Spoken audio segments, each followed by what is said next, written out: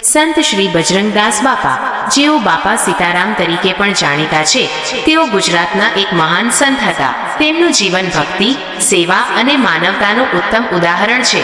જન્મ અને બાળપણ. બજરંગદાસ બાપાનો જન્મ 1906માં ભાવનગર જિલ્લાના અધેવાડા ગામમાં થયો હતો. તેમના પિતાનું નામ હરિદાસ બાપુ અને માતાનું નામ શિવકુંવરબા હતું. નાનપણથી જ તેઓ ભક્તિ અને આધ્યાત્મિકતા તરફ વળ્યા હતા. આધ્યાત્મિક જીવન.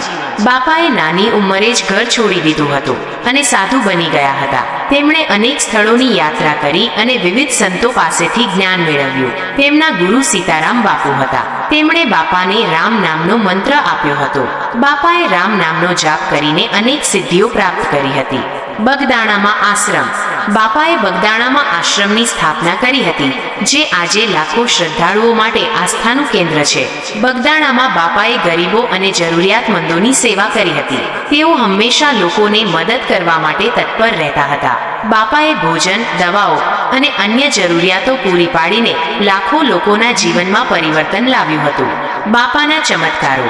બાપાએ તેમના જીવનકાળ દરમિયાન અનેક ચમત્કારો કર્યા હતા. તેઓ બીમાર લોકોને સાજા કરતા હતા, અંધ લોકોને દ્રષ્ટિ આપતા હતા અને ગરીબોને ધનવાન બનાવતા હતા. બાપાના ચમત્કારોની વાતો આજે પણ લોકોમાં પ્રચલિત છે. બાપાની સમાધિ. બાપાએ 1 જાન્યુઆરી 1977ના રોજ બગદાણામાં સમાધિ લીધી હતી. આજે પણ તેમના ભક્તો બગદાણામાં તેમની સમાધિના દર્શન કરવા આવે છે. બાપાની પ્રેરણા. બાપાનું જીવન આપણને સેવા, પ્રેમ અને માનવતાનો પાઠ ભણાવે છે. તેઓ આપણને શીખવે છે કે આપણે હંમેશા ગરીબો અને જરૂરિયાતમંદોની મદદ કરવી જોઈએ. બાપાના આશીર્વાદથી લાખો લોકોના જીવનમાં પરિવર્તન આવ્યું છે. બાપાના જીવનના કેટલાક મહત્વના પ્રસંગો. ગરીબો અને જરૂરિયાતમંદોની સેવા. બાપાએ તેમના જીવનકાળ દરમિયાન ગરીબો અને જરૂરિયાતમંદોની સેવા કરી હતી. તેમણે ભોજન, દવાઓ અને અન્ય જરૂરિયાતો પૂરી પાડીને લાખો લોકોના જીવનમાં પરિવર્તન લાવ્યું હતું. ચમત્કારો. બાપાએ તેમના જીવનકાળ દરમિયાન અનેક ચમત્કારો કર્યા હતા. તેઓ બીમાર લોકોને સાજા કરતા હતા, અંધ લોકોને દ્રષ્ટિ આપતા હતા અને ગરીબોને ધનવાન બનાવતા હતા. બગદાણામાં આશ્રમની સ્થાપના. બાપાએ બગદાણામાં આશ્રમની સ્થાપના કરી હતી, જે આજે લાખો શ્રદ્ધાળુઓ માટે આસ્થાનું કેન્દ્ર છે. સમાધિ. બાપાએ 1 જાન્યુઆરી 1977ના રોજ બગદાણામાં સમાધિ લીધી હતી. બાપાના ઉપદેશો. સેવા.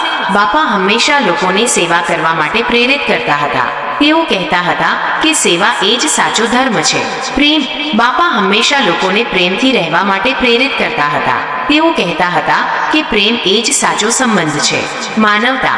બાપા હંમેશા લોકોને માનવતાથી રહેવા માટે પ્રેરિત કરતા હતા. તેઓ કહેતા હતા કે માનવતા એ જ સાચી ઓળખ છે.